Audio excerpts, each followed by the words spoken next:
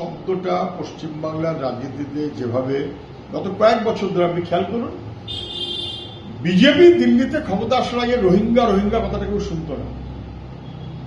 পশ্চিমবাংলার তৃণমূল ক্ষমতায় আসার আগে কেউ রোহিঙ্গা রোহিঙ্গা কথাটা শুনত না। তাহলে তৃণমূল রাজ্যে এবং দিল্লিতে বিজেপি রোহিঙ্গাকে আমদানি করলো কারা? তার আগে তো কোনোদিন কোনো কথাও আসেনি, কমপ্লেনও ছিল না। কে আমদানি করলো? আচ্ছা, রোহিঙ্গারা যদি বিদেশে আসে, যদি বর্ডারের দায়িত্ব তো দিল্লির সরকারের, বিজেপি বিএসএফ, কি করে আসছে তারা? তাহলে বিদেশ থেকে রোহিঙ্গাদের কি বিজেপি আনাটার ব্যবস্থা করে দিচ্ছে? তারপর দেশের মধ্যে আসার পর এক রাজ্য থেকে পশ্চিমবাংলায় নিয়ে আসা, তা কি রাজ্য সরকার ব্যবস্থা করে দিচ্ছে?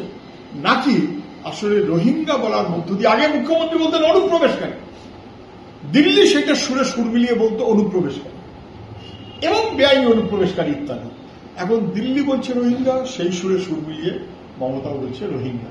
আগে মমতার সুরে সুর মিলিয়ে দিল্লি বলতো অনুপ্রবেশ, এখন দিল্লির সুরে সুর মিলিয়ে বিজেপির সুরে সুর মিলিয়ে মমতা বলছে রোহিঙ্গা। আসলে মানুষের প্রতি কোনো দায় নেই, আর নিজেরা যে অপদার্থ সেটা স্বীকার করার মতন যোগ্যতা এদের নেই।